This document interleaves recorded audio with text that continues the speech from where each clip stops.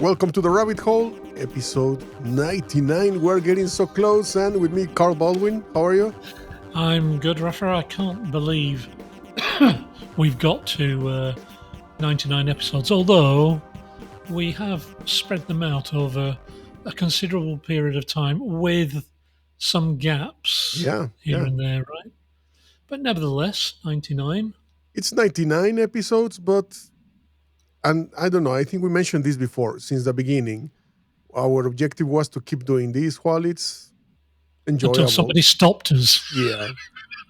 So there have been moments when we have stopped because of pandemic, because of moving, because of all Yeah, kind of things like this. Life, I would yeah, say. yeah. Because now we're in two different countries, Yeah. But but here we are. We are still around. we're still doing it. And we have a very how can I call it, different topic today. Kind of. And this topic has to do with nature. Hmm. And we have called it How to Read Trees. Yeah. You want to start riffing on I it? can Or do. should I I? can do. Yeah, I can right? start. I mean, um, we both used to live in the same place, Mm-hmm. city in Transylvania in Eastern Europe. And obviously, there were lots of trees within the city in various forms Mm-hmm. and sizes and so on and so forth. Um, I now live in England and I live in a quite a rural setting. So, again, lots of trees. And I think trees, whether you live in a city or a town, are a bit like, they call like lampposts and traffic lights and things like that. In the planning world, that's called street furniture, right? Yeah. And I think trees tend to get kind of absorbed into that background of stuff that's just there, right? Mm-hmm. I mean, you don't take a lot of notice of lampposts. You don't take a lot of notice of, the various boxes that are on the sidewalk or the pavement doing various essential things. And I think trees in urban environments tend to fall into that category. But obviously, like where you are, there is a central park where the trees are more, shall we say, in a Mm-hmm. slightly more natural setting, right? Yes. And usually in these kind of parks, the trees are, how can we say, more Large, right? ancient.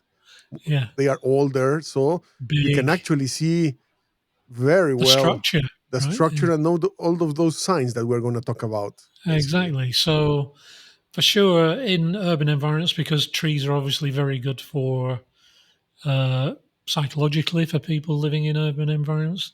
Obviously, you tend to get them planted down highways and main boulevards and things like that, but they tend to be pretty well contained, and Yes. you can't kind of observe them necessarily in their full natural setting. So, Yeah, because they do change for in sure, their affected by nature, basically. yeah. Yeah, exactly. And if you observe a tree that is in a more natural setting, there are some really quite interesting things about a tree that maybe well, almost certainly you've never thought of or thought about, but actually in a different setting might save your life, actually. Yes. Right? Yes. So obviously trees have been around a while now. They're Hmm. not no, they're not a recent development. And and over the uh, eons, Hmm. I think is true to say. They're probably trees are probably a billion years old, maybe. Uh-huh. I think, maybe not, or maybe less. Do you know? I don't know. Well, old. Old, that'll do. Yes. They're old. Anyway, so trees have had to adapt to their environment, and obviously they've had a long time to do it in. Hmm. And what we just want to go over today is just a few observations you can make about trees, maybe in your town's park or when you're next in the countryside. Yeah. And it's just fascinating to actually learn these simple things about trees that are quite surprising actually when you Yeah. know them.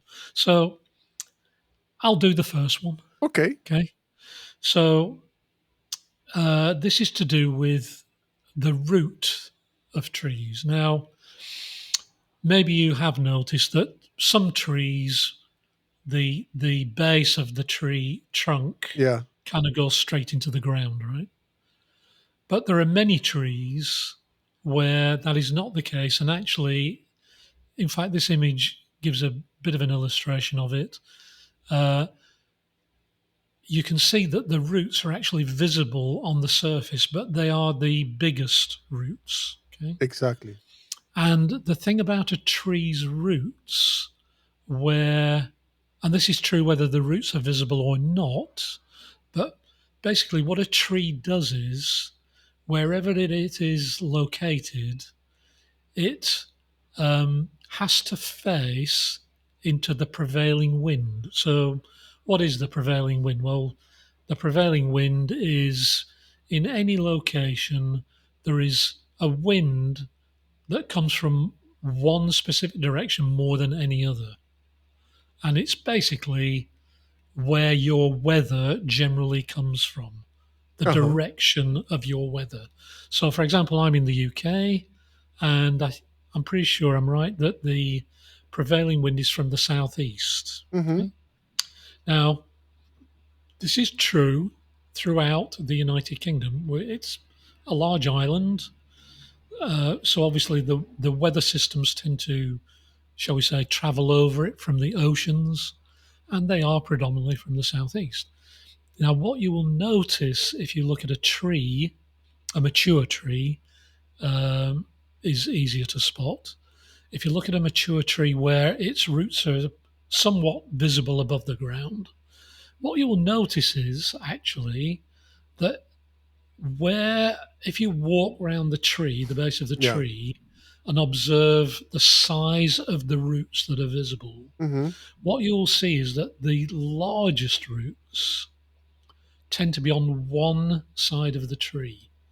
And it's that side of the tree that is facing the prevailing wind.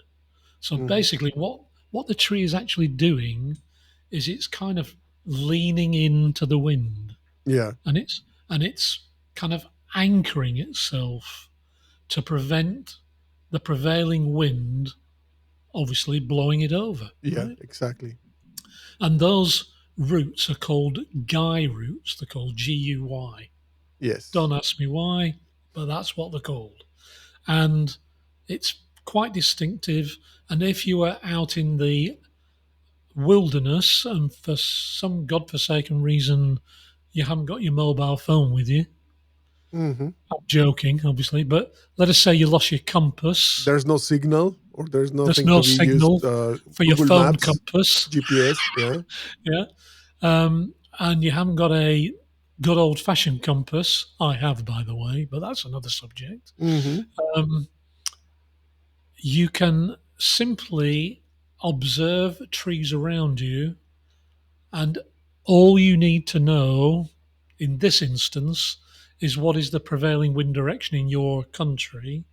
And just by looking at the roots, you can find out which Yeah. direction the tree is pointing in. Orientate That could, yourself. Yeah. and that could be a very useful piece of information. Yes. And the second point actually is still related to this, to the wind Direction, right? direction, Yeah, yeah, and it has to do with the main trunk of the tree.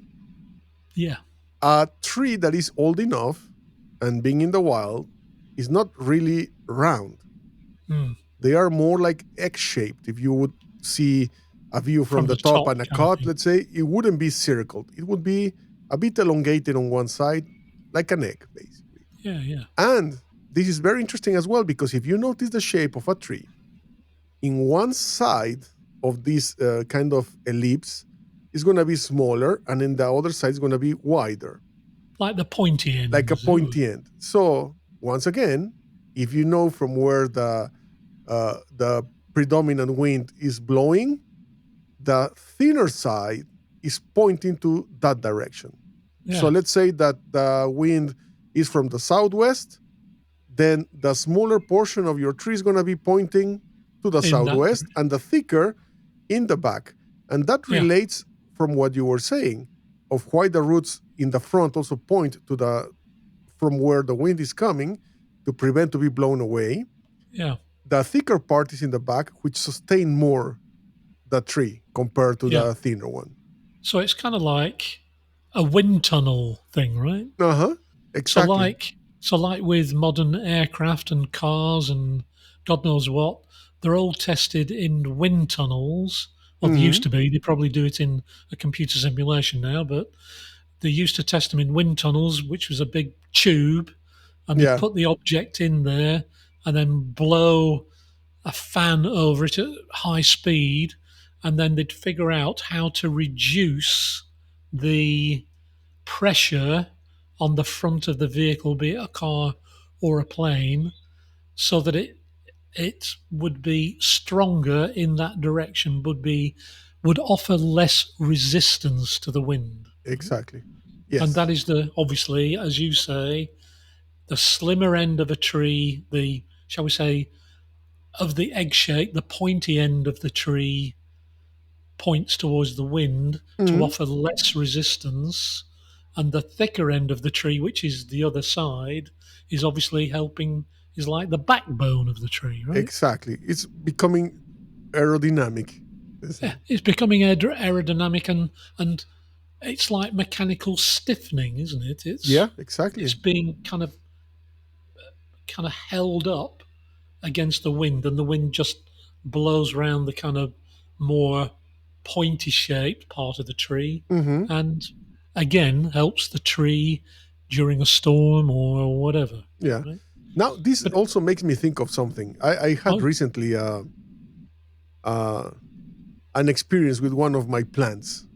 ah, I'm growing jalapeno plants, I've seen the photos. and one of those actually, I also have that one is growing in indoors, but I have fans that blow at them. Well, this particular plant had thicker roots coming out from the ground, pointing exactly to the fan. And I just realized Ah, that now that you mention it, that, kind of makes sense. I wonder if this is like a common reaction from plants and not only trees, for example. I think it must be because I've also read elsewhere, and I'm sure it must apply to trees as well, but it definitely applies to plants, that apparently plants that are grown in a windless environment, like a greenhouse or Uh huh. something like that, where there is no air movement, those plants are mechanically, structurally weaker Yes. than plants that grow where there is, shall we say, outdoors, or where there is a breeze, in your Yeah. case, your fans. And it's basically it's the flexing. Mm hmm. Don't ask me why I read about this, Yeah, yeah, yeah. but it's the flexing of the stalk and the stems when it's into the wind, into the breeze or whatever. Mm hmm. That is like calisthenics for a plant, and it Yes. actually gets stronger. That's all my plants are exactly like that. All the main Right. stems are super strong. Yeah. So you Yeah. would imagine that maybe even for trees, that I'm assuming that if you grow a tree in an arboretum from a seed or a sapling, Mm that it may well grow into a full specimen, but it would actually potentially be mechanically weaker hmm. Mm hmm. structurally, and potentially wouldn't have this root signal, Yeah, that the popping out, root. and you can see that it's Yeah, a really thick root, actually. yeah. And maybe it would be if you grew a tree in a sheltered environment like a arboretum, the Yeah. trunk would actually be round, Mm-hmm. maybe. Mm-hmm. It's possible. Yeah. Yeah. Yeah, Exactly. it's interesting. So, what's the next point, Carl, that we can find in the trees? The next point, and this is even better in terms of I'm an idiot and my phone has lost its charge, and for some reason I don't have a compass, and I'm in the wilderness, blah, blah, blah. What you can again do, and I think we have a picture of a tree that is exhibiting this phenomena. It's not this one, Rafa, it's that other one with the river in the background. I don't know whether you can select that one. That one is actually the good illustration of this Yeah. point. And basically, if you look at this tree, this is a tree in the Hmm. wild, there is something actually quite distinctive about it. And what it is that you can see that the sun is in the background and it's morning. So that is the east, okay? Uh-huh. And what you can see if you look at that tree, and basically when I tell you this, you'll go, I didn't notice that, but it's right, is that the branches on the on the right of the tree are tending towards the horizontal. And the Yes. trees on the branches on the left tend to be going up at an angle. Hmm. Okay. And there's a reason for that, and that is that on a tree, the branches that are facing the south get the most sunlight and they tend to grow out more horizontally from the tree to get as much sunlight as possible to the leaves on those branches. Yes. And the branches on the northern side of the tree, the other side, they tend to grow up at an angle because they're trying to reach up As to much get as more possible. sun. Yeah. And so, just simply from observing a tree in nature, and again, I'm pretty sure we can see this in the more mature trees where we live that are not kind of lining the streets or whatever, but proper freestanding trees, that simply by looking at a tree and walking around it and looking for where the branches tend to be more horizontal, Hmm. that is pointing to the south, Yeah. which is like, there's your compass, right? What else do you need? Yeah. Once you know where's the south, you can also Well, locate then you're off, yourself. right? Yeah. Yeah. You can orient yourself, you can figure out which way you need to go. Yeah. Um, and then there's one other little bit of information, which is that, and I have actually observed after I've read this stuff before, and I have Hmm. actually gone out and actually taken notice, and it is correct, is that the branches that are more horizontal and are therefore facing south, the leaves on Hmm. those branches tend to be more vertical. So they're pointing upwards. If you can imagine it, they're a bit like a solar array. And what they're doing is the branch is horizontal, so the tree makes the leaf as vertical as possible so that it's getting as much sunlight as possible. Okay? And the leaves Leaves. on the north facing branches that are kind of growing up like this at a kind of an angle we can see in this picture. Yeah. If you closely observe the leaves on those branches, they're actually horizontally oriented.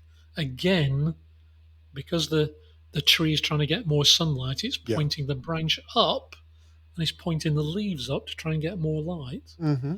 So I think it's pretty amazing that just by making some simple observations that, let's face it, we literally never make, Yeah. you Exactly. can actually learn some quite interesting things about your environment that could aid you Hmm.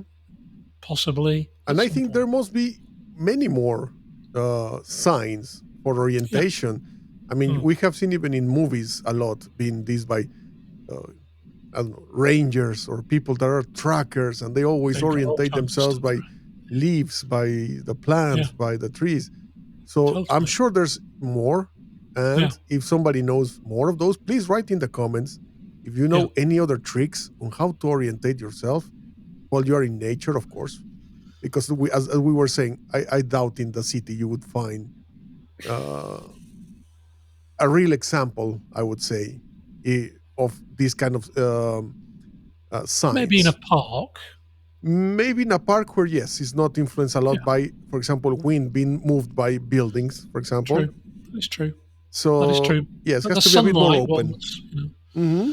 I only know one other little fact about trees, which wasn't in our source material, which is that, again, if you look at a tree trunk, you will see that quite often on a tree there is either lichen or moss growing on the tree trunk. Yes. That tends to be the side that is facing the prevailing wind. Mm-hmm. So basically, the side that is facing the wind has the moss on it, and the other side doesn't. Yeah. So again, like you say, Rafa, if you're into bushcraft and bush skills, I'm sure you're falling about laughing at our pathetic coverage of these Our things. attempt. Yeah. That's right. Yeah. Now that we feel emboldened to go out into the wilderness, yeah, I'm sure there are many more things like this, aren't there? Yeah. Well, thank you, Carl, for this episode. And don't miss out the next one, because Oh, the next one is going to be 100. And 100 episodes. I we're, don't know how we've done it. it just happened. We're going to have some guests coming around, Yes. probably People people. pe- people kept telling us to stop, but we kept going. So, yes, we're going to have probably somebody coming around. We're going to see. We still are deciding how are we going to do episode 100. But just stay put and check it out next time. Yeah. Thanks, Rafa. I'll see you next week. Thank you, Carl. Bye.